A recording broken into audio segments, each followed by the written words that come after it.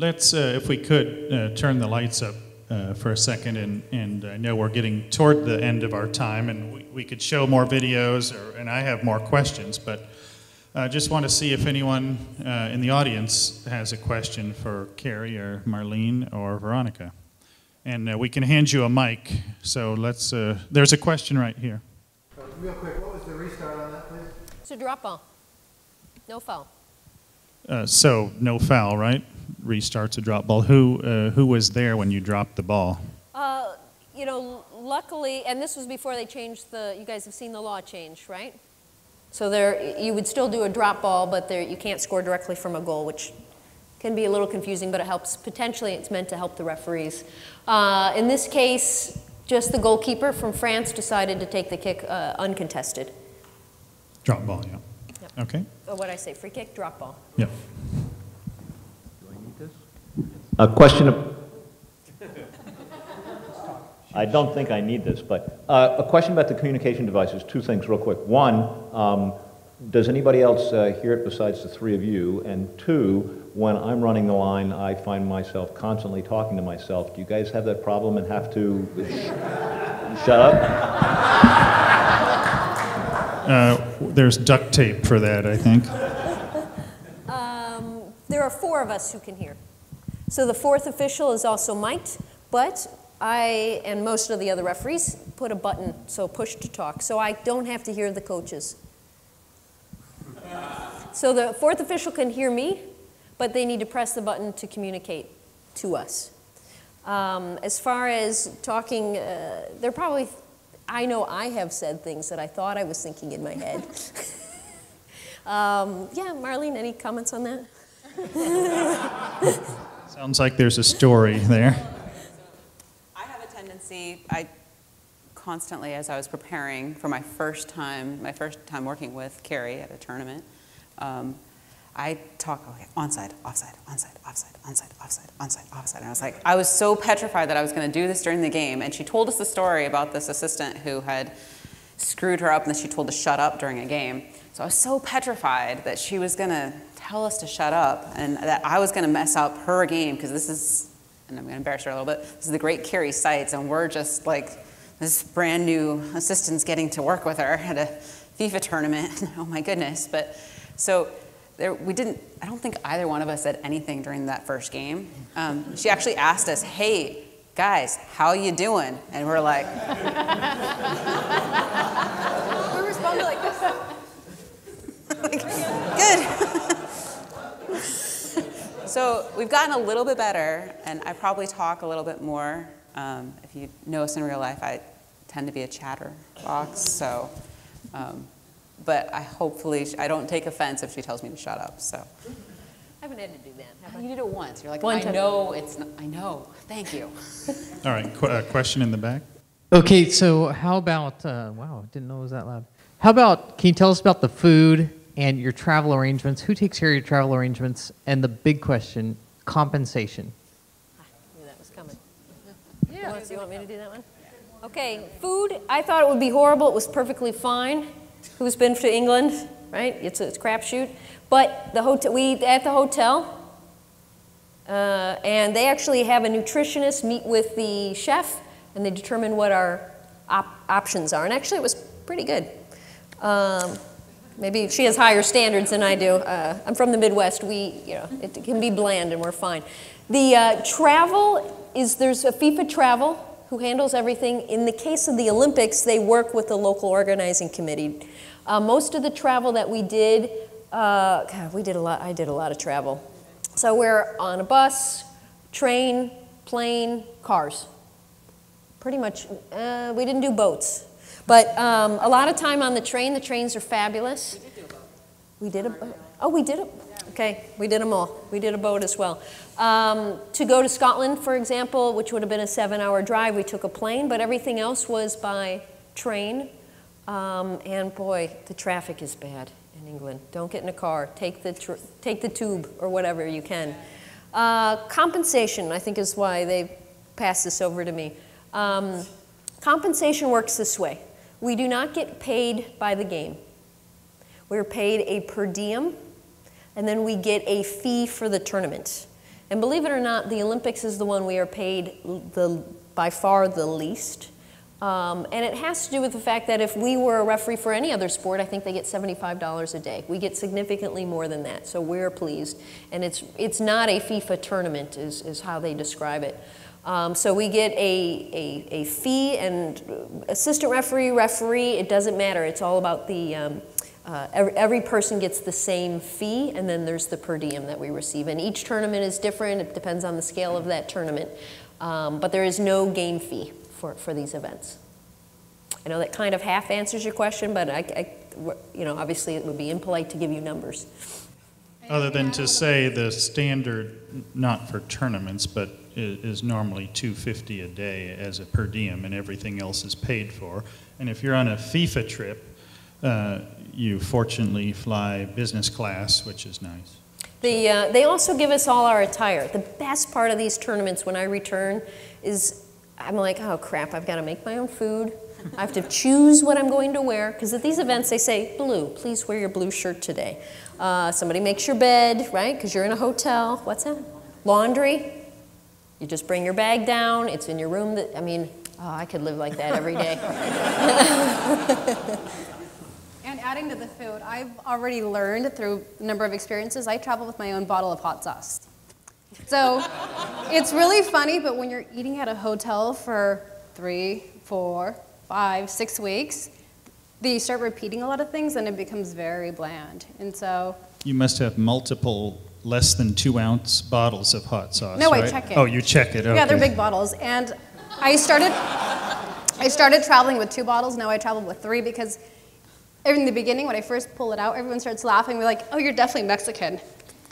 By the end of the trip, everyone is using my bottles. Everyone, and not just the Latinos, the Germans, the French, all Norwegians. I'm like, really? You like hot sauce? I'm like, yeah, this is great. So I have to bring enough to share with everybody. And it really makes life a little bit easier.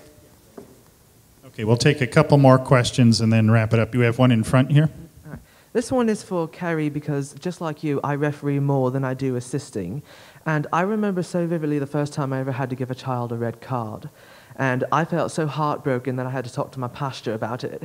And I just would like to know, what usually goes through your mind when you know that you have to send a player off and you're totally probably going to ruin their day or the rest of their game? I think one of the things to keep in perspective is that it's not a choice that I'm making. It's really a choice that player made. Whether they realize it or not, they did make that choice through their behavior.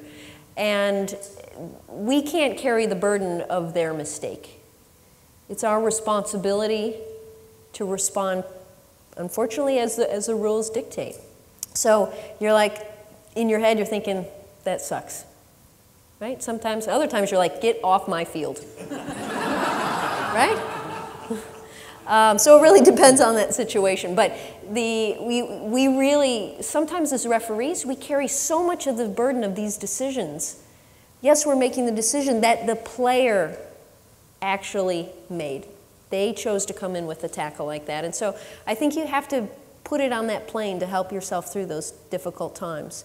Our job is the hardest job, right? We're responding to what people do. We try to prevent, and that can help, but sometimes they make dumb choices, right? And we are forced to do, and sometimes it's not the player you'll feel bad for. Maybe you feel bad for yourself because now everybody hates you, right? And you maybe have to run off the field, but you made the right decision. And I have more than one example where this has happened. So being a referee takes a lot of courage, personal courage, courage of value to do what's right, and which is why we probably have, in some cases, a high turnover rate. But the people in this room are obviously dedicated enough and have that sort of internal confidence and courage and know that you're there for the right reason and you're doing your best. Sometimes you make mistakes too, right? That's where I feel bad. It's not giving the red card. It's where I later look back and I think, you know what, I made a mistake there. And maybe I did change the outcome. You know, I work hard to try to be right, but there is usually a better decision or another way that something can be done. You know, that's where I think for each mistake that I make, I want to work harder to try to, lessen the number of those. And that's where I think we all as referees, again, you don't want to be wrong when you see that videotape. You don't want to impact the game. But you are there to do your job, and you do it to the best of your ability. And when the game goes smoothly and no one remembers you, and you get to walk home with a t-shirt that says Olympics or World Cup or just the local tournament, I mean, you should feel really good about that and the contribution you made. All right, last question. Real simple, we don't have to get real deep into this one. No. You said they provide you with or tell you what color to wear. I think it was in your last game. You went on with one color and you walked off with another. Why? I've been asking myself that question. I've asked everybody else to see if there's any insight to it, and nobody's Yeah, I'd be giving happy to tell you. I could have prevented this from the beginning. I even knew the day before. I said we should wear red. Right? Yeah. The colors of the teams. Right? I look at the color sheet. I say we should be wearing red. We, unfortunately, in these instances, don't make that decision. One team is blue, and we're wearing blue. Does that seem smart? Anybody? No, right? It's kind of basics. Unfortunately, there was one goalkeeper that was wearing orange, so yes, it's close, right? We have to make choices. That decision is made by the match commissioner. They have a meeting the day before, and apparently it went through at least 15, 20 changes all the way up to game time. And the whole time we're like, red is the answer. Red is the answer. But we have to follow the instructions. We were told by FIFA that we couldn't alter that.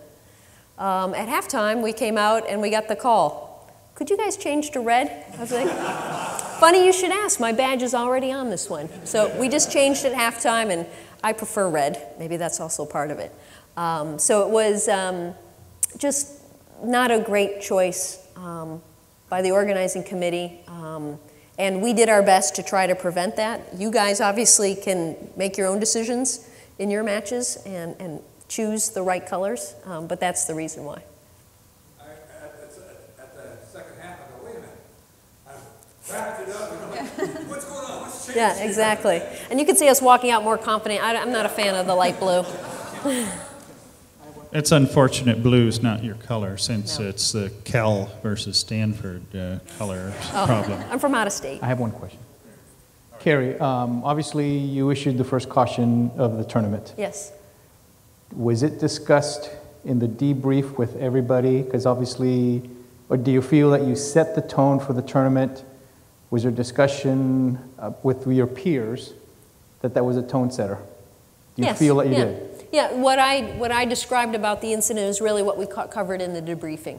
And I was very hopeful, frankly, when I watched the video, hoping that it didn't look like a red card. Because in my mind, I was like, if she got her cleats like this, or if she's got her like this, is very different. And they were very comfortable and pleased with the decision that we made. All right, so one last question to each one of you. Same question. What's one comment or piece? Oh, we'll take her question. Okay. Yeah, we'll take your question and then we'll do the last one if you want to ask it. So as a female, how do you command respect from coaches and sometimes parents or even players? First, I'm going to give you, after this, I'm going to give you some suggestions on the handshake and eye contact. Stature, looking confident, right? You're going to be judged for being young, being smaller, and also, of course, your gender. But that's not the only thing. You have to have a lot of personal self-confidence in yourself. And you have to dress the part. You have to behave extra professional. And you will earn it. It will come with time. It does take time. But it's worth it. Look where we got. And we had the very same challenges you had. You started 12, I was 14. 16. So, and we're not that big. I know we look ginormous up here, but we're really small, young. And so a lot of those same challenges. But give me after. I'll give you some tips on the handshake and eye contact. Do you ladies have anything? She's got a scary handshake. Like the eye contact, Kari does it better than anybody I know, honestly. Tim, could I just do it for one? Claire, could you stand up, please? Okay. This is Claire, everybody. She lives in San Francisco.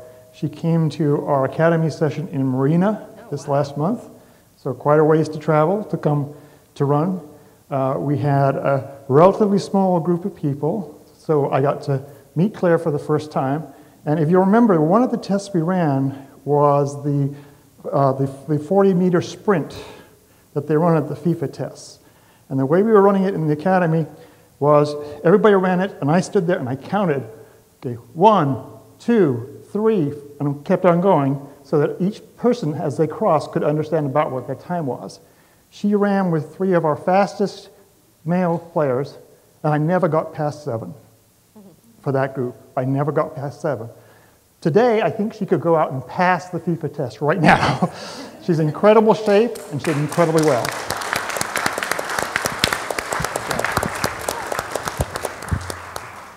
Well, we discussed finding mentors. I would look in this direction if you're looking for some. All right, so last question to each of you. What's one comment or piece of advice that you would leave everyone here with about refereeing? And you can, something that helped you along the way or something that you think is particularly important. And I'll let you guys pick who wants to start.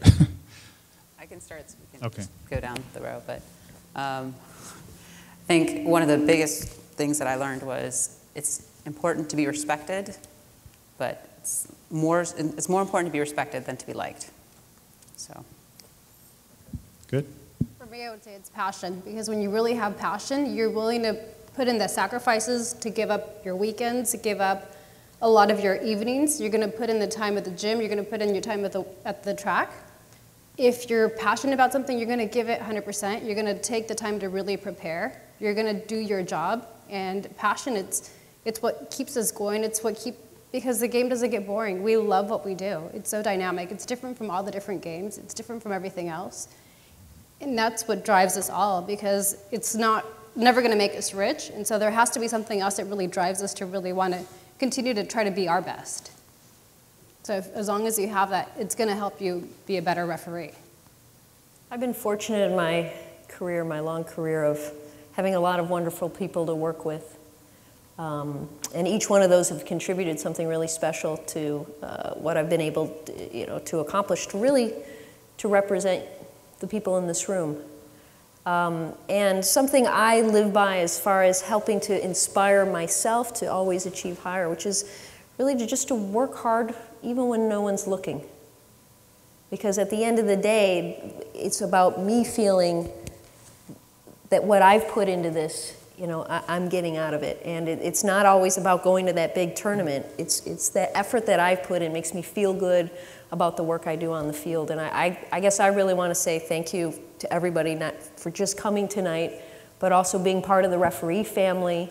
And each one of us is important, whether you referee youth soccer, you referee amateur or both, and professional to international. Every person who's an official is really, really important. And we're very, very glad you're here. And any way we can be of assistance, we want to give back to you. So thank you very much.